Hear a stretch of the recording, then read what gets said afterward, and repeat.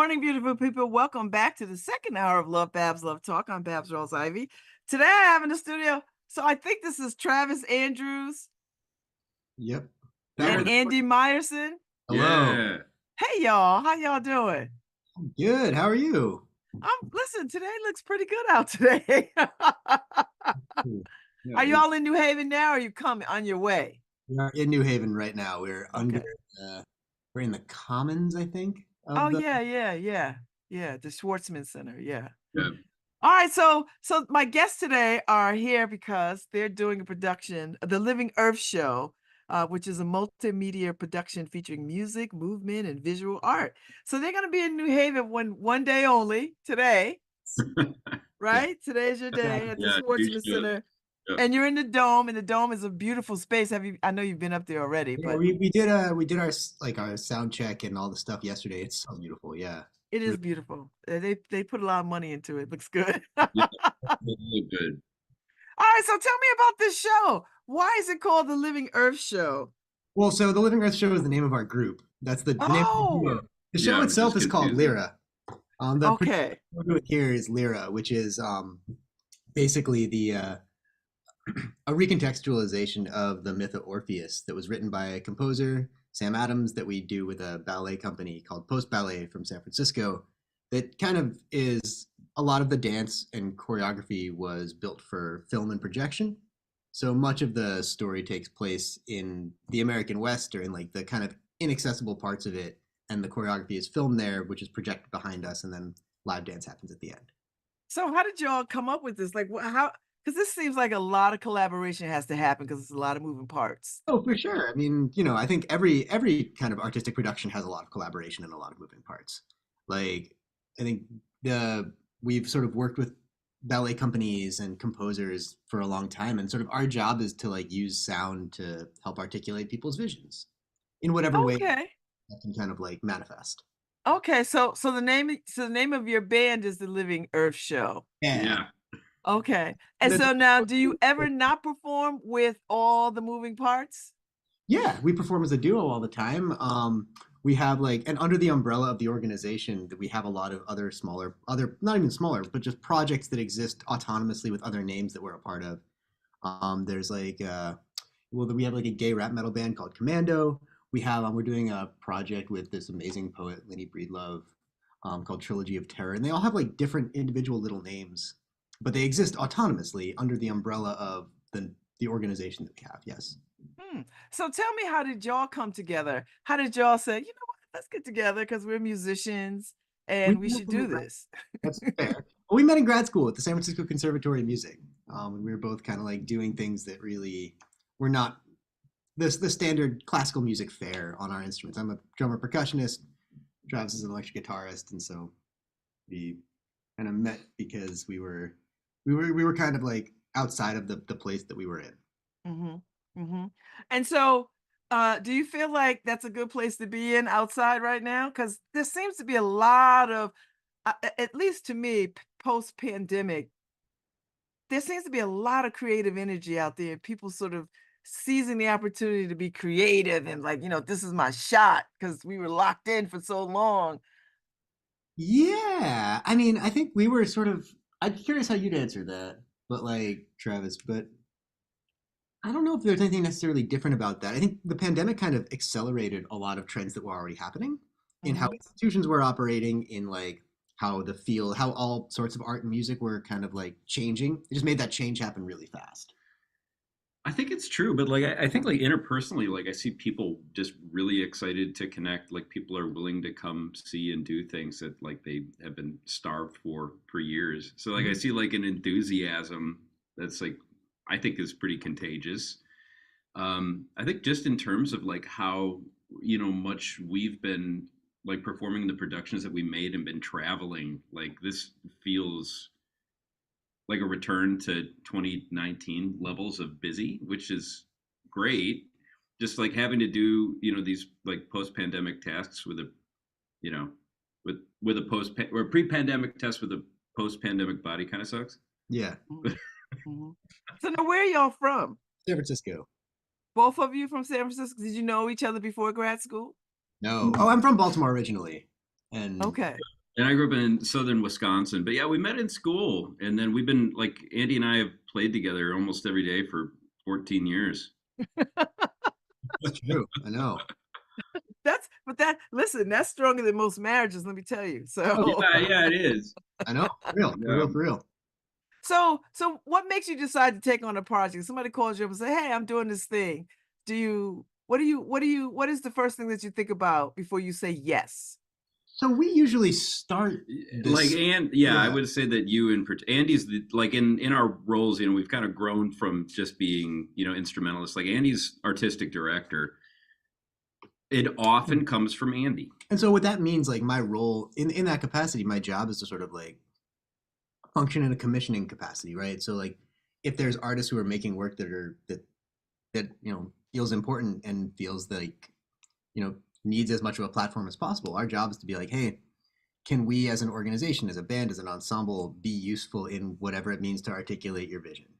Like, can we be an Mm, extension of your practice in a way that feels helpful? And if the answer is no, that's awesome too. But like for a composer like Sam, for dancers like Post Ballet, like can can we help you use sound to create the thing that you want to create, to articulate your vision, if that makes sense? And that can no, exist. yeah, Yeah. it does. I get it. It's like so does this keep you busy? Like, does this make you zigzag around the world, across the Yeah. country? Yeah, I mean, we do like so many different types of things. So often it does feel a little like a little bit of whiplash going from very different thing to very different thing with very different collaborators all the time. But it's cool. Mhm. It's like kind of the point of music making and the point of like sound to, or like how music can articulate visions. So when you are collaborating with other people, what sort of music that you personally like? Like what's in your what's on your playlist? Oh man, I was bummed when Jimmy Buffett died. That sucked. Andy loves You're a Jimmy. little young for Jimmy Buffett, He aren't you? loves Jimmy Buffett. I mean, I mostly like the deep cuts though, like the songs that that weren't singles, because he has way more songs than you think he did. He loves Math Sucks. That's That's a like good his song. favorite Yeah, Math favorite Sucks is my song. favorite Jimmy Buffett song. It's like because I think they have to Yeah. fill out like there's singles, but he has to make whole albums, so he like fills it out with weird songs. Um, yeah, there's some weird ones. There Rammstein we uh Yeah, we do. like uh I would. It's funny. I'm sure like every practitioner. I'm sure you feel this way. Where I'm having difficulties like figuring out what I like from a top level. I know the ingredients that I like, and when I spot those ingredients in like some sort of act or something, like I get excited. mhm. Mhm. But like Mhm. I don't know, I've been struggling like to find stuff to listen to. I've mostly I been mean doing like audiobooks because I get so like overwhelmed with like the stuff we do. I mean the new Kim Petras mixtape is very strong. That was real good. Now, do you go to other concerts? Like, where do Yeah, you draw your inspiration from? Like, what inspires you? that's Do you someplace and you're like, oh my gosh, I could do something with this. I mean, I think our job as musicians is to be really proactive listeners, like aggressively proactive listeners. And so, like, I think I always feel like I'm not going to enough shows or not hearing enough things, but I try to like do as much as I can. And you too, right? Like, Yeah, I think it's different because it's like so much more detail oriented for me. And not that you don't notice details like in our dynamic, but mhm, like I think that one of the reasons we get like along so well is just that like your performance practice of percussion is like the thing I'm obsessed with. mhm, right? So like the thing that I find and I think it's the best instrument. Yeah, It's percussion and percussion. drums, it's so much Yeah. fun. So like I think that that's the thing that I find most inspiring is like somebody doing something with a struck object that like I could not have thought of. Hmm. I think that's the most inspirational thing. Mhm, mhm. So you draw inspiration from as much around you as you can. You try to go to enough concerts to hear enough music, which you will always fall short of. How do you spend your downtime? Like, do you have moments when there's no music playing and you need silence? Hmm, I don't know. I can turn off the critical part of my brain when music's around too. Like I'm not automatically working when I listen to music, if that makes sense. Mhm. No, I think I mean, because you're listening for pleasure Yeah. rather than, oh my God, I would have did this with this and that, and I would have did a little less of that, and Totally. so all right. So tell me about this show. What can we expect? What's the expectation for the show? When people come to the show tonight, what are they going to get? You want to start this one, Travis? I can take it too, but No, you're doing a wonderful all job. right. Well, it's cool. It's basically like, I think as people who primarily practice classical music and like contemporary classical music, the question of like, what's the point comes up a lot for me. Like, why does this performance practice exist? Why does like the classical tradition exist? And like the space that Western classical tradition, like musical traditions take up is something to be double clicking on constantly. But this is a piece that like uses very very contemporary sounds and sound sources, right? Like electric guitars, like a lot of processing, a lot of like digital manipulation of sound, a lot of film, a lot of like things like that to tell a very old story, right? Like Orpheus as a story is extremely old, but also its use in classical art has been, every ballet company, every composer has written their Orpheus piece. And so the challenge that we had was like, how do you use like what does it mean to make this story actually relevant to the world that we live in? Like, what does it mean to make ecology in the American West a character in it? And what does it mean to articulate that with movement? And so the dance itself, a lot of it is projected on film, some of it happens live, and the synthesis of like live and digital movement with live and digital sound is a something that I've never really been a part of. It's really like it feels extremely contemporary, but also very connected to Monteverdi and like the history of music as I learned it. Mm. So Also, you're gonna have students in the audience who are steadfast and serious about studying music at Yale and wherever. And they're gonna see your performance and they're gonna be like, man, I didn't know you could do that. What would you say to young people who are coming out of that classical world and feel like, well, you know what? There's something else I'd like to do with that. And they see what you do. How do you talk to them about what you do? Oh my God, that'd be the best reaction. yeah, that's what we always go for. Like the idea of like, and when we talk to students, the ones who say like, I didn't know you could do that is the best thing. That's the best thing to hear. I mean, those are my most formative musical experiences is when I had those aha moments of like, that's allowed, that's possible. I mean, what I would say is just keep listening to things, like keep going to things. Like the Schwartzman Center does really great stuff in that world, but also like Toad seems like it has really cool stuff going on too. Like Yeah, Oh go to yeah. shows, like They do. go to shows, go to things you've never heard of, and like learn to play it. Honestly, Mhm. like, and also read, like understand if things are resonant, understand why, like, or ask yourself why. If like people care about a thing, if it seems like it's like speaking subculturally or something, like understand why and how, and then ask yourself Mhm. if that's a thing you want to be a part of. Like you can be pretty like analytical about this sort of thing if you give yourself permission to be. I think like also too, like when you're in school, it's so much just about you and your development that this is a huge collaboration. There's a ton of people involved. I think like the thing that I would have wanted to hear, after like having a good experience like at a show, which I hope everybody has, but just be Hmm. social, Yeah. meet people, work with people, maybe meet Mhm. people, work with people you don't like immediately. Hmm. So when you all were students in conservatory, did you have some idea that this is what you want to do, or did you grow into it? Like, did you just follow you started following your instincts? Because what did you want to do before you started doing this? I want to hear you answer that question. I just wanted to play. And then, Hmm. it kind of fell into other things and like started making decisions about what mattered and what didn't matter and, what to follow and what to let go. I guess anybody on any path did. But I want to hear you answer I this. think we like basically had, like we started as a contemporary music ensemble in a very traditional way of just like the way the tradition has always worked. We commissioned pieces that we thought were like hard or interesting and like tried to make more of the thing that we liked playing in school. Um, and that very quickly became a pretty like it felt insignificant and kind of selfish as a pursuit. And so the like about a year or two in after we sort of got better at playing, maybe like probably 2 or 3, between 2 and 4 years in, we sort of changed the fundamental question of what we were doing about rather than like sort of justifying our own existence. Like the question was, how can we use music to or sound the sounds that we make to help people or be a tool in the service of people who are making things that we feel are important.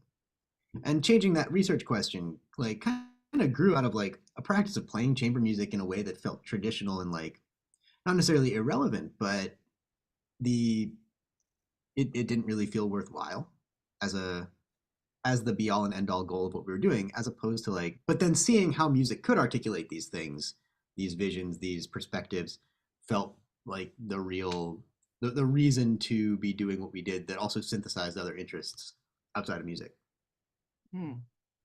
So tell me, how did you name the band? Like, what is the story behind the Living Earth? Basically, it's a lyric from a band that we like called Ween, and we wanted something that was basically like, that was detached from sonic expectation. So like the idea of like being the whatever ensemble or the whatever duo or the whatever thing felt like we wanted something that really just like, not necessarily innocuous, but could be mapped onto any performance practice and would make sense. And any number of people, any number of sounds, any number of perspectives. So it was like, it was a very stupid lyric, but like it sort of allowed us to exist in a way that felt detached from any tradition or expectation, if that makes sense. No, it does. It does. It does. So now, how big is the band? Is it just you two, or is there a whole bunch of other folks? There are other collaborate. I mean, every show is like a new collaboration for us. But like the Living Earth show is me and Andy. Mm-hmm. Mm-hmm. Mm-hmm. So what is the goal and the dream and the hope for Living Earth? Like, where do you go with this? I mean, do you think, oh, we could get a Grammy, or oh, we could play with the Philharmonic in London? Like, what's the like goal? those are such funny goals. I mean, Travis plays with like the San Francisco Symphony and the LA Phil all the time, and like those feel like goals that, I don't know, kind of like, those feel like they would be maybe sort of solipsistic goals. They do, you know, like we've when we sit down and do this, like when we wake up like too early for West Coast time and just sit and have coffee and have like the big what's the point conversation. Like it's like, well, you know, I think your one time, Andy, that really got stuck in my head was just to influence the conversation. Mm-hmm. Or God help us, like change the conversation. Right. I mean, like if you can use music and sound to make the world suck less, like that's the real goal.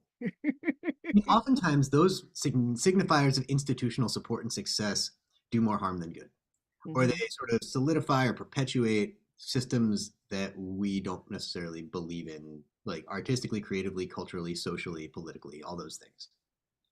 And so, on some level, you know, participating in them is a type of, you know, we don't want to feel complicit in those systems as they keep people out, as they do all sorts of things that might not be in line with our own values. And we sort of struggle every day with the extent to which our participation is a type of complicit, I don't know, like it's there's tension in that I think is important and necessary, like how much one works within and outside of institutions to articulate things, is especially when we're working with folks whose perspectives have been generally at the margins of those structures. But I don't know. I mean, our job is to be able to articulate these perspectives and to articulate things that words can't in these conversations, with as much, be able to impact and influence folks who want to hear that sort of thing or need to. I mean, it's got to be challenging because there's so many systems at play that you have to maneuver through, right? And some of them question your integrity, some of them call into question, you know, your musical ability. Like how do you, is it a case per case basis? Do you have a strong mission statement, like this is what we stand on? Yeah, I mean, you know, like life under capitalism is a compromise, whatever. Like, you know, we have there's a ton of compromises that we make every day, all the time. But I think like I think the only way to deal with that is to have that conversation very regularly. Hold on one sec. Oh, that's all right. Listen, this is just live radio. That's all right. Yeah, Tucci's in the show. Tucci's in the show too. Yeah, Tucci's dancing in the show. Tucci's dancing. Hello. Yeah. Very interesting. Jesse's helping. Yeah. Hey guys. Sorry. The library is awesome. No, we're taking this from the dressing room. That's fine. They can jump in and say whatever they want to say too, from their I think perspective. they're It's fine. still getting We ready. blew to just it. got in, yeah. I mean, because listen, you're at a Ivy League uh uh institution of higher education. I mean, Mhm. it's full of systems, and I mean, they're working on, like everybody else, working to sort of train the next generation of leaders and world leaders. And how do you do that? And how do you bring things to them that open their mind? And bringing the living earth folks is part of that. I mean, what does that do for you? I mean, I think like wherever we play, our job is to like do whatever we can to allow the perspectives that we're trying to articulate to be heard. I mean, we play in all sorts of places. Some that are more, I don't know if exclusive is the word, than others, but maybe I think that is one of many words we could use to describe some of the places that we play. And I think our job is to speak to whoever we're playing to. Hmm. Um, I think like Yale is is so cool for so many reasons. I mean, as a music school, like the composer that we worked with was a graduate. The School of Music has had such an outsized influence on the conversation of what classical music in the United States is, that being able to bring work from an alumni here it's a really fascinating conversation. Um, and it does have really interesting implications when it comes to like what does the lineage of classical music look like? What does it mean for it to be so centered in one place? Like that's really really cool to see something grow so organically, but also what who is not part of that conversation, and why and how do we expand that as a result of what we're doing? And I think the way we've kind of come down on that is to do more things, right? Like the more things that we do, the more conversations that we can have, and the more people we can be in dialogue with, if that makes sense. It is. Hmm. Hmm. So what's your best venue to play? Like ideally, like if you could have whatever you want, what's the venue? Tell me Trying the to play a venue. lot of shows in like we're trying to get in a band like one of the vacant Walgreens in San Francisco to do our season. That would be our ideal, I think. You know, I don't know. It's we played in the national park on the or like we played a show in like the really in a like really gross stagnant water in San Francisco on the Pacific coast for for a piece that was like about and around water. I mean, it's a lot less about the venue for me, I think, as it is what you can do with it Hmm. and the people who have access to it. Um, we played a show on a The yacht. yacht show. Yeah, That was a good one. you can like rent one of those boats, right? Like for weddings and stuff. We rented one for a Yeah, show. like kind of working from like the shows. Like, okay, well, we did a like an entire show that was based on the 94th chapter of Herman Melville's Moby Dick. Hmm. It was like it was something that was pulled from that chapter called Squeeze, Squeeze, Squeeze with Hmm. this composer Luciano Kessa, and then we came to the conclusion that well, the ideal venue for this piece is at sea. Hmm. So we had to figure out how to charter a boat that could fit an audience. But yeah, I mean, like, But that's when we're at our best. and I Yeah. think like the idea of like the sort of wouldn't necessarily call it like a like a fetishization or like a hierarchy of venues feels like the kind of venue climbing for us is less if we can reach people, that's the point. Like that Hmm. can be anywhere. That can be in any place where people feel comfortable and open and access and like are available to hear. Um, like I don't think Do you? I feel as if it's always better when it's not a proscenium stage, and when um it has something that obviously has to do with the sound. yeah, I mean I would agree with that. I mean, we played a show in the Netherlands at a in a cathedral for when we installed a giant instrument there. That felt like that made a lot more sense than when we did it on the stage. Well, actually, no, we did it on stage was great too. But I don't know when you can make the space a character in the piece, as opposed to like trying to live up to this prestigious stage, like or doing that kind of makes it feel like it's about repertoire rather than about experience. Mm. Hmm. Yeah, and I think like this one, the way that we had the conversation in this piece with Lyra was that it was supposed to be spatialized audio, that it should be a sound bath, that there's a beautiful film because, it's the way for us to reach the most people Hmm. uh, without touring with the ballet company. But then it turned into something that was even better than we could have possibly imagined. Like at least like with the settings, it's like all in the Sierras in California. But the dome is a really I was gonna say just the because dome is a very interesting place, and it's got great it's so acoustics, and yeah, it's so reflective. So it's just like the sound goes everywhere. So it did kind of wind up being like just as good of a venue for this Oh, it's piece as perfect. like, maybe playing in stagnant water was for another piece about water. Like, Hmm.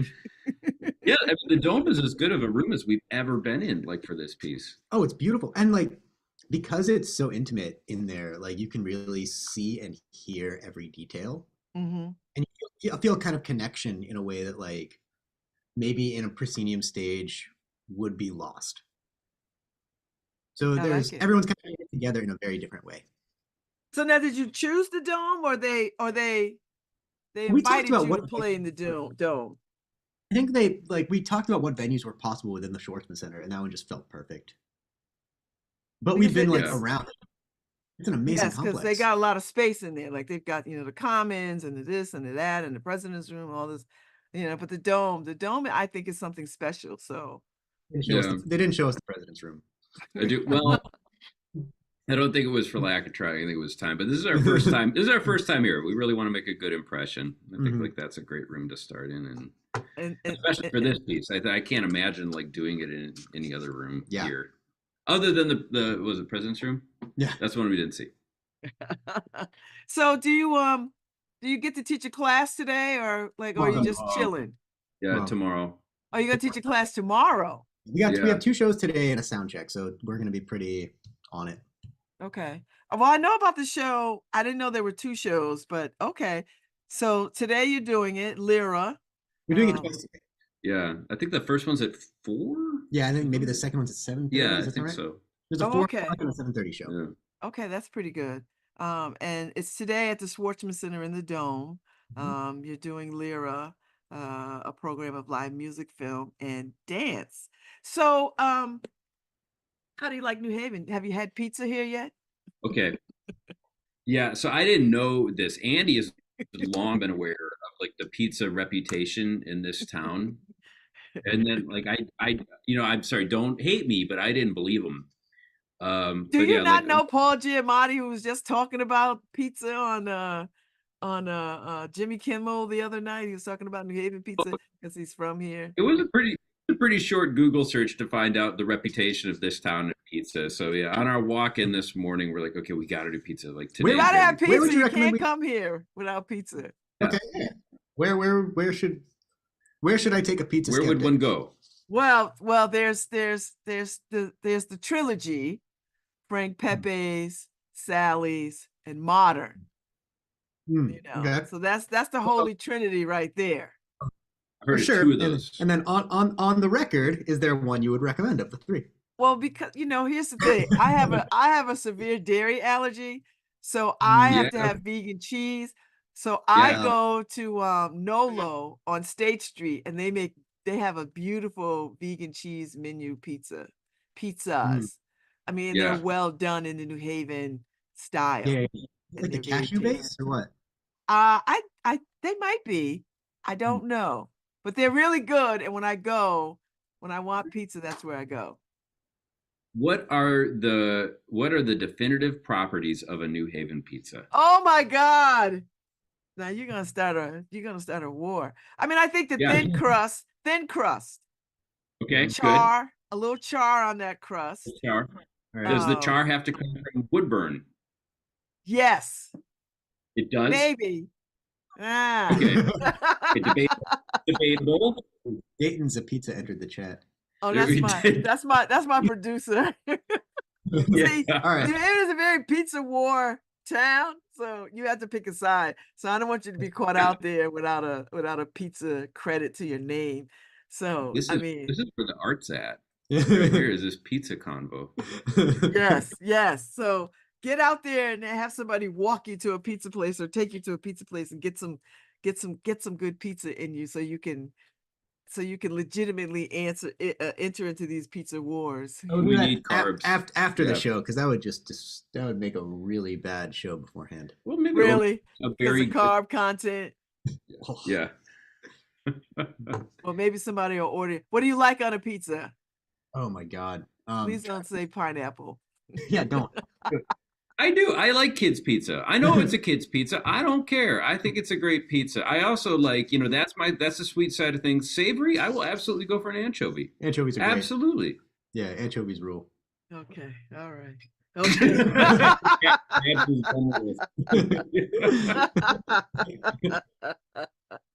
Well, I tried. Yeah, okay. But we love Babz. We do. Wow.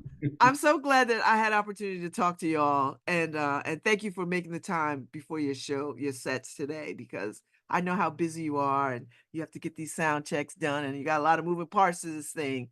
Oh, yeah. So I appreciate your time, and this is a good chunk of time to have a conversation. So I appreciate it very much. A lovely way to start our Yeah, day, it was too, lovely so. to meet you, and I feel more at home in New Haven for a first timer. So Yeah. thank you. Oh, good. It's a wonderful city. If you get a chance to get out from underneath the Schwartzman Center and take a little walk or something and go have some coffee somewhere or whatever, get out of the bubble and, really take it in. So Get the That's what bubble. it seems. Yeah, it seems like a really cool place. We're very honored and happy to be here. it's a wonderful city to live in. So you should come back. And if you had more time, you could really take in some of the sights and sounds. Absolutely. Well, we're gonna You get won't more. be disappointed. So thank you so much. Have a good time. All right, Enjoy take your care. show. Come Thank you. back. Yeah. We will do Well, our best. All But right. thank you so much. Thank you, Andy. Thank you, Travis. Enjoy Bye-bye. yourselves. Bye. Bye. Bye-bye. Bye-bye. So, all right, Harry Droz, that's our show today. Thank you very much. Woo! I think I have guests. Do I have guests tomorrow too? I'm trying to think. I've been doing a lot of talking this week. Yes. I've got Gracie from Southern Connecticut State University coming on. So I'm looking forward to talking to her tomorrow about her show at Southern Connecticut State University. So go to the Schwartzman tonight. They've got 2 shows, one at 4, one at 7:30, I guess. And check out the Living Earth doing Lyra with a whole bunch of folks.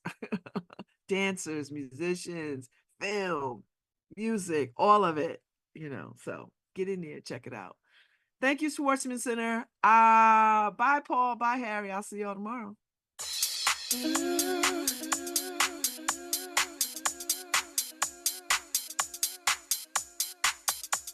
Ooh.